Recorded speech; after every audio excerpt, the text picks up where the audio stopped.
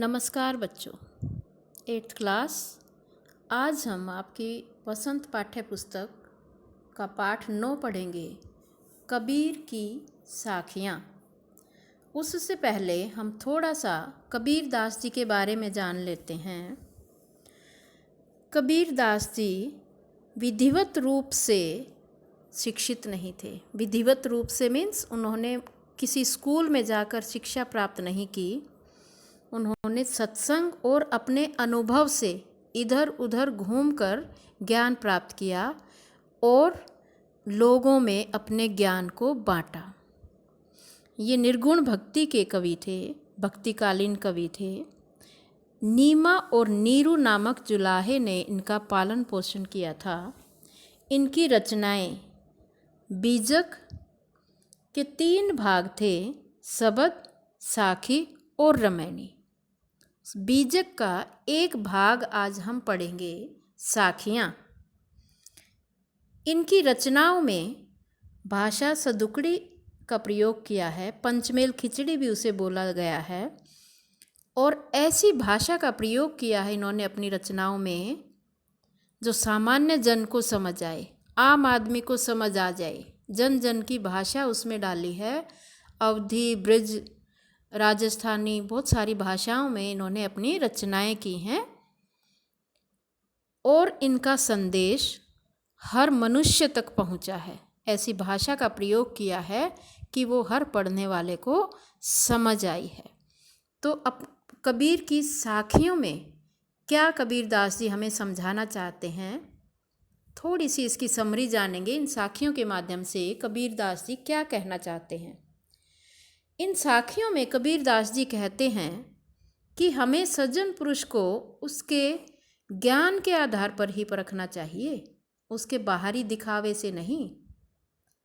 और ये बताना चाहते हैं कि हमें अगर कोई बुरी बात कह रहा है तो हमें ध्यान नहीं देना चाहिए और उसे पलटकर बुरा भी नहीं कहना चाहिए, नहीं तो बात बढ़ती जाती है और एक के बदले हमें 4 बुरी बातें सुनने को मिलती हैं। और क्या कहना चाहते हैं, हमें ऐसा ज्ञान करना चाहिए, कैसा सीखना चाहिए, उसकी कही हुई बात को, जो वो हमें बुरा बोल रहा है उसकी कही हुई बात को नज़रअंदाज कर दें, वहीं पर ख़त्म कर दें। इस तरह का ज्ञान हमें कबीर दास जी सिखाना चाहते हैं। अब पहली साखी देखिए। जाति न पूछो साध की, पूछ लीजिए ज्ञान। जाति न पूछो साध की, पूछ लीजिए ज्ञान। मोल करो तरवार का, पड़ा रहने दो म्यान। इसको ध्यान से सुनेंगे। इसमें कबीरदास जी क्या कहना चाहते हैं। कबीरदास जी कहते हैं कि हमें किसी सज्जन पुरुष की जाति नहीं पूछनी चाहिए।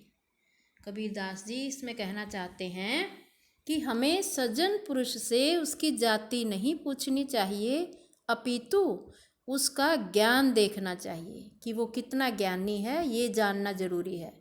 अर्थात मनुष्य को उसकी जाति के आधार पर नहीं, उसके ज्ञान के आधार पर परखना चाहिए।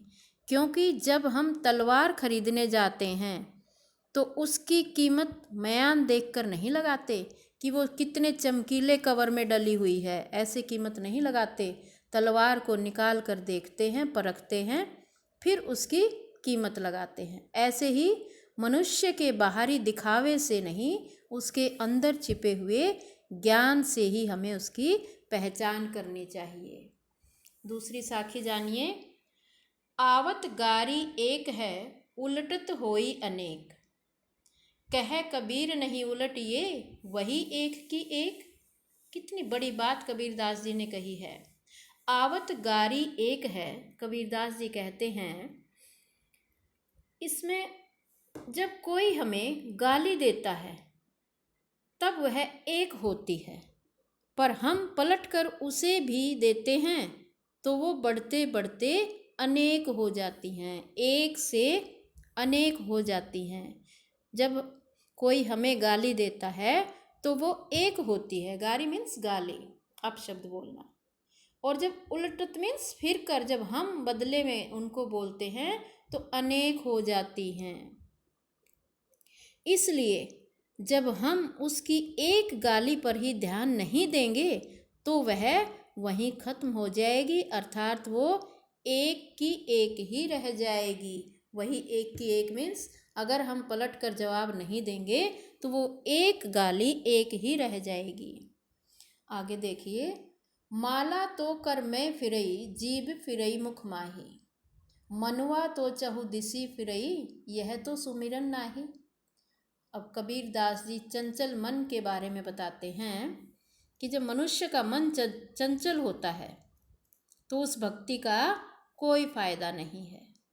इस साखी में कबीर दास जी बताना चाहते हैं कि जब हम भक्ति करते हैं, भगवान का स्मरण करते हैं, तो हमें वहीं ध्यान रखना है, ना कि हमारा मन इधर उधर भटकता रहे और हाथ में हम माला जपते रहें।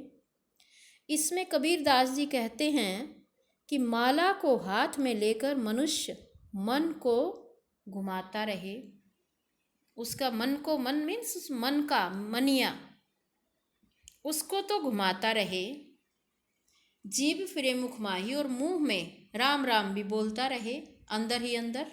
मनवा तो चहु दिसी फिरे, मनवा जो मन है, जो दिल है, वो चारों दिशाओं में घूमता रहे, यह तो सुमिरन नाही। इसको तो हम भगवान का स्मरण नहीं कह सकते। अगर हम हाथ में माला लेकर उसका मन का घुमाते हैं, मन का मीन्स मनिया, और मुख में राम राम भी बोलते हैं, लेकिन हमारा मन चारों दिशाओं में घूम रहा है, तो उसे हम भगवान की भक्ति नहीं कहेंगे। सुमिरन मीन्स ये कैसा स्मरण है, स्मरण करना, भगवान को याद करना, नाम लेना। कबीर घास ने निंदिए जो पाँव तली होई, चौथी साखी देखिए, कबीर घास ने निंदिए जो पाँव तली होई, उड़ई पड़ई जब आँखी में खरी दुहेली होई। देखो इस साखी में कबीर दास जी क्या कहना चाहते हैं। इसमें कबीर दास जी छोटे को कमज़ोर समझकर उसे दबाने वाले को चेतावनी दे रहे हैं कि तुम किसी को कमज़ोर समझकर उसे दबाने की कोशिश मत करना।